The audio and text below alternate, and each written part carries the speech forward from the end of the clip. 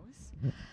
Okay, hi guys. I'm really nervous, so just bear with me while I'm getting warmed up. So first of all, a big thank you to Alana and Kenneth for organizing this and for creating this event for us and for the space to kind of share our love for design and type. A big thank you to all of you guys for coming out on a dark Thursday evening to listen to us talk. That's very nice of you. So I'm Julie Solvstrom, a lettering artist and illustrator. I'm originally from Denmark, but I've lived here in Vancouver for the past 5 years. I'm painfully aware that everyone here is probably really good at type. So this next part is going to probably hurt your eyeballs a little bit. I'm not a type designer, which is why I'm in lettering, because you can kind of get around it that way.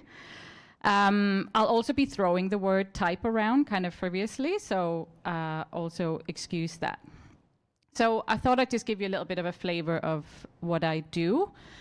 I make these like colorful, happy illustrations mixed with lettering. I work across lots of different mediums like book design, packaging, lots and lots and lots of apparel.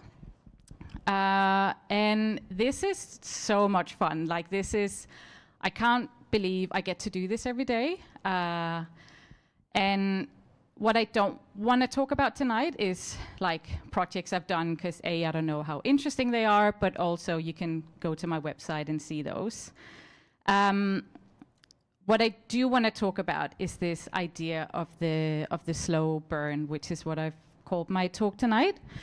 So like with romance, it's this idea of like developing feelings and love slowly over time, and that's really been the case for me in my own journey into doing this.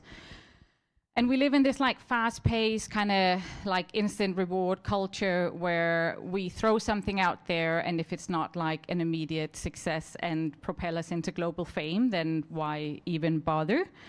And the narrative is really sexy and fun and super attractive of like how cool would it be if we threw something out there and we were instantly good at it. But the talk tonight is going to be a bit of an antidote to that. It's going to be much more about kind of being the tortoise, about slow progress over time, and basically the beauty of taking things really slow. So it kind of makes sense to take you a little bit back to kind of where I've come from. I grew up in Denmark on a small island, not this small, but a small island. And your classic creative kid, like always kind of buried deep in a stack of paper. I did not know what I wanted to do for a really, really long time. So I spent that time traveling instead, which in 2009 brought me to Australia and to Melbourne, which could not have been different to like rural Denmark, tiny town. And it was full of creatives. It was really vibrant. And it was my first introduction to the fact that you can actually live making art and being creative. So I figured out I wanted to do that. I figured out I wanted to go to art school, work 3 jobs to save up for like a 1-year tuition fees. Managed to do that, got into the art school, and then about a week later, while I was applying for my student visa, I figured out I had kind of looked over some pretty significant dates on my visa, and I basically got kicked out of Australia. So that landed me back in Denmark, but now I had kind of like, I don't know, tasted the honey. I knew, okay, you can go to art school. So I did that, and I cut my hair, and I pierced my nose, and I started rolling cigarettes, because I feel like that's 70% of going to art school. And I loved it. Like, this was so much fun. It felt like I'd found this place where I belonged. So finishing school, we're in 17, came here to Canada, applied for so many jobs, got just as many rejections, ended up working in a cafe for a really long time. And there I got talking to some regulars who happened to have a daughter who had a design agency, and they kindly took me on as a junior designer.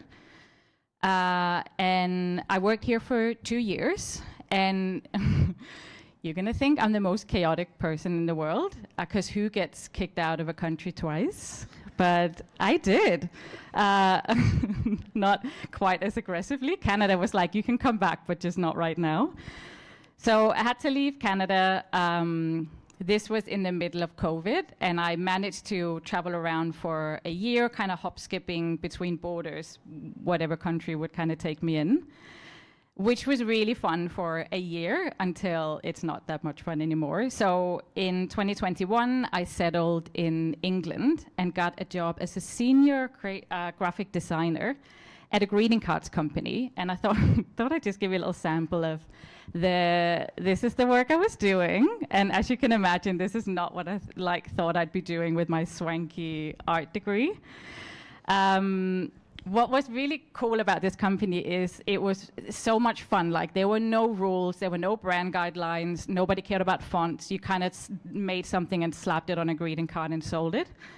So in terms of kind of creative freedom, it was a lot of fun. Not that sexy, but a lot of fun.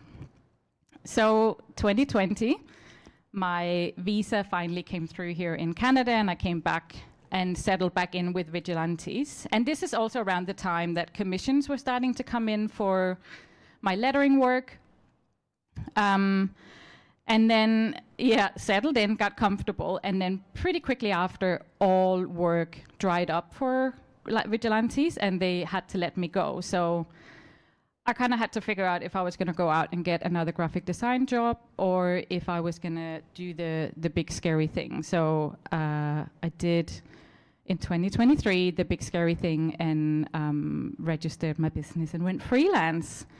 So that is 2 years ago. So I've had the joy of working on some really fun projects. This was a merch for the band A Day to Remember. I got to make a cover for one of my favorite poets here in Canada. Got to work on some cool packaging projects, a range for Simon's, the retail store. Got to design some cool cans. Made a poster about cheese. And then last year, I got to make my first mural, which was so much fun. And I'm instantly hooked. So this is today. And summing it up, we have 25 years of growing up and becoming a human, and then 9 years of working as a graphic designer. And then this tiny little 2 years of lettering. And I think when we see this overview, which I think is often what we see when we look at other creatives, there's this sense that boom, something happened when it went from blue to orange, and there was this immediate shift. And I think that for me just could not have been further from the truth. So these are some sketches from 2008 when I was applying for art school in Australia. This is 15 years ago. You can see it looks a lot different than it does now. These are sketches for my application for the Danish design school. And these are projects at design school. And I would basically, for the entire 3 years I was there, use any opportunity to kind of work type and lettering into my projects. When I was living here in Canada, I became obsessed with sketchbooks, and every morning, lunch break, evening, I would just pour hours and hours into filling out these sketchbooks. And I never had any intention of doing anything with it. It was just kind of like a therapy. It was just a way to kind of process emotions and the hardship of being alive. In 2020, I made after gallivanting around the world, I made a little pit stop in Denmark. And I asked my dad if he wanted to do a project with me. So this is my dad. Isn't he cute? Oh, can we just take a moment to appreciate the ridiculous thing he's wearing, and nobody stopped him? Oh, I love him so much. So my dad is retired now, but just like me, he also had this passion on the side. And I'm just gonna warn people that this next part is a little bit loud, but my dad really loves to blow stuff up.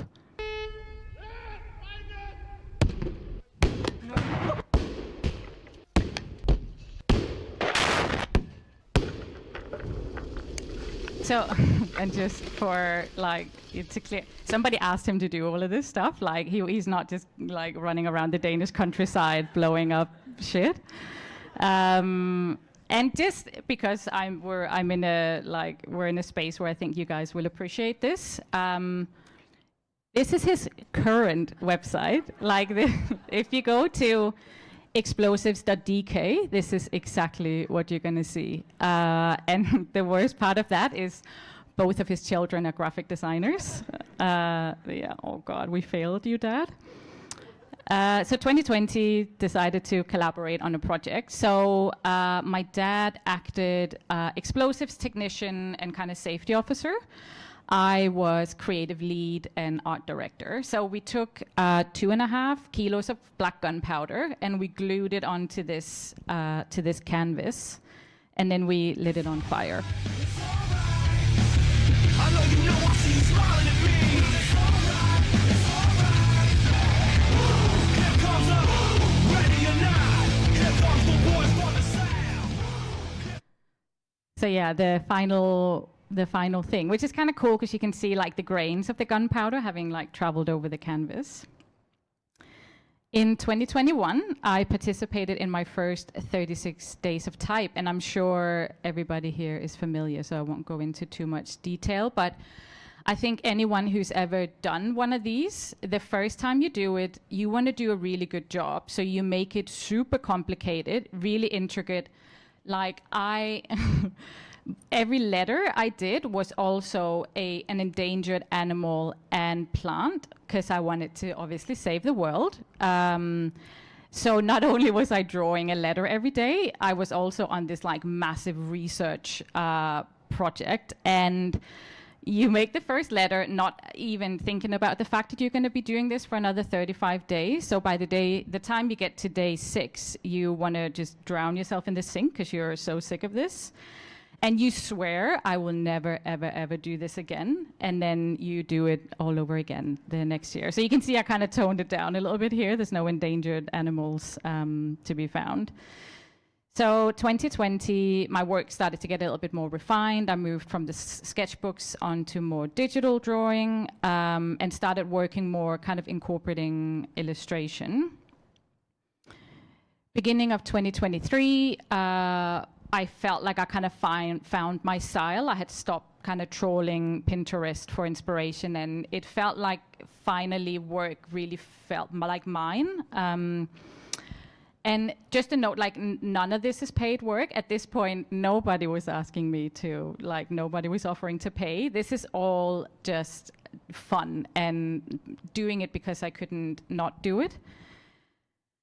And then it wasn't till kind of middle of 2023 that I started getting paid work. And this is the work, this is kind of like what it looks like today. And the reason I wanted to show you is just to give you a sense that like just how long it took from me figuring out, okay, I'm really into lettering, to it actually looking like this and getting to do this for a living. And for a lot of those years, it looked really bad. So just kind of circling back to this idea or this like notion of the slow burn. And there are many things I've done that I wouldn't recommend to anyone, like don't get kicked out of a country twice. But one thing I did get right, and one thing I would recommend, is taking things like slow and letting things develop over time. I got to enjoy this for so many years without worrying if it was gonna like, am I gonna pay rent? And just enjoying it for the sake of enjoying it. And if you're anything like me, like I need safety to do the big leaps into the unknown. So for me, the safety looked like this being a side hustle for a lot of years. And the other one was the fact that because I had done it so long, it was this like 15-year romance that 15 years on, I'm still as head over heels in love with this. And I'm confident that I will still be in 15 years' time. For me, this like slow growth means kind of growing deeply instead of broadly, and developing a really strong foundation for your work. And I don't want that to be like a daunting idea, but more that like time is on our side and we don't have to have it figured out right away. And if we throw something out there for people to see and it's not how we want at the beginning, that's totally fine. We've got a lot of time to figure that out. And cheesiness alert, but like trying to enjoy the journey instead of just focusing on the end goal. So that concludes like the kind of heavy part of this talk, and I thought I would just finish with some humble learnings from 2-ish years of doing this. So this one I feel very strongly about, make friends. I think it's so important to connect with other people that do similar things that we do, to connect with other people that get really excited about kerning and like type. It does make you feel like you're part of something that's bigger than yourself, and it's gonna make this like whole crazy journey so much more fun, so much more enjoyable, and collaborate across different fields. If you're a type designer, reach out to an animator and say, do you wanna work on something? You're gonna have a lot more fun with it, and you're gonna create work that's at least twice as interesting. Matt Boyce is a really talented animator who reached out and asked if I wanted to work with him on something, and this is one of the pieces I'm the most proud of in my portfolio. Martin Kronby is a Danish Danish animator, and I mean, how cool is that? I could never ever do that by myself, and I feel like a connection to both of those guys. I would encourage anyone to share your work, like put it out there. And I know that's such a scary thing, because it's this like, I think the creative life is just like this big vulnerable act of putting something out there that sits so close to our heart. But what is going to happen when you start sharing it? You're going to inspire people, and you're going to be met with a community who's excited for you and who wants to support you. I feel a little bit hypocritical even putting this up there, and if anybody's figured out how to do this, please come tell me after the talk. But it's so easy in our industry to compare ourselves to others and to measure up against what other people are doing and thinking we should be somewhere. And I kind of try to remind myself that how boring it would be if all of our work looked the same and if we were all on the same path. And like, I do think we should really aim at kind of collectively trying to embrace our strengths, and particularly our flaws, because at the end of the day, that is the stuff that makes our work interesting and makes for much happier people. And then the last one is remembering to have fun, because this is fun. Like, this is not that serious, and I think we're lucky to be in the creative industry, which embraces like lightness and joy and beauty. And I think we should all try as much as we can to play and explore and experiment. And for me, that really comes through in self-initiated work and kind of passion projects. And I'm a big like I encourage people to do the work that they want to be hired for. Like, I made these beer cans because I wanted to, and I thought it'd be fun. I made a cookbook because I had drawn some avocados, and I was like, what should I slap them on? If I ever made a skincare range, this might be what it would look like. And I have no reason for this other than I wanted to draw a horse. But these pieces I am genuinely proud of. They're truly, truly mine, and they are bringing in client work. Like, people see it and have a reference point to what my work can look like. So, finishing on this weird slide, but that concludes my talk. And yeah, thanks so much, guys, for listening and smiling at me and making me feel comfortable up here.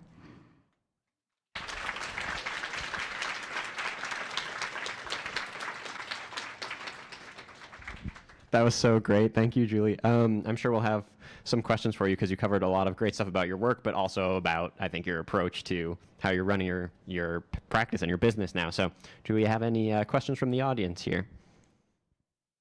Or visa-based questions?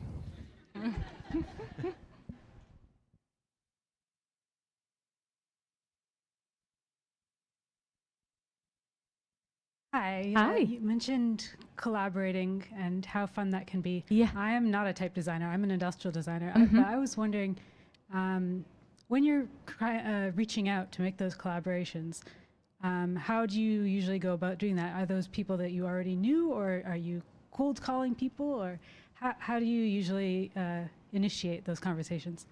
Like I've emailed people in the past. It's mostly been on Instagram. So I'll see somebody whose work I like and where I can see there's some sort of overlap, and then I will just like message, like slide into the DMs and be like, you seem great, let's do something together. I think like not being super precious about it, and I think we underestimate how willing other creatives are to collaborate, and how I'm surprised by how rare it happens, and when I do reach out to people, how rare they say it is. Like I think we think other creatives are really busy, and people with huge followings, and they're probably busy with client work, and that is, I think, rarely the case. And really, people like this can sometimes be a little bit of a lonely industry. Like we do spend a lot of time, like kind of picking our own little belly buttons, and I think I don't know, maybe I'm just speaking for me, but I love when somebody's reaching out. Like it's a compliment, but it's also really exciting. So I think like be a little bit brave with it, but also know that people want to work together, I think. Yeah, thanks. Yeah. Yeah, this whole event is kind of an exercise in that as well, Yes. right? So we're really lucky that people like Julie are willing to do that. Okay, do we have another question? I mean, oh yeah.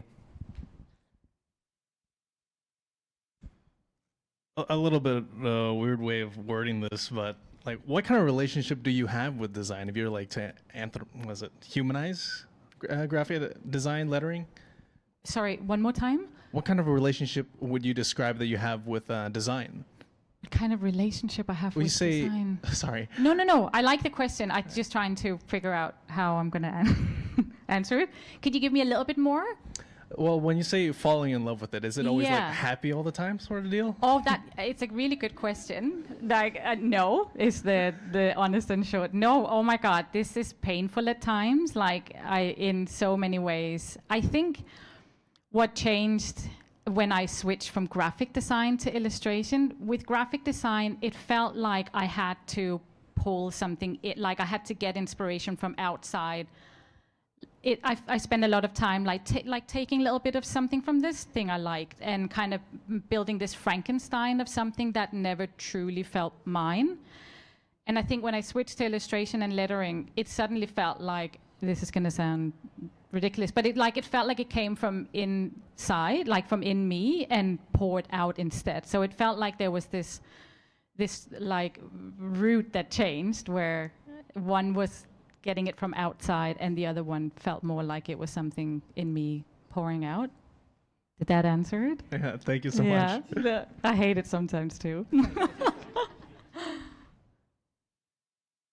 Okay.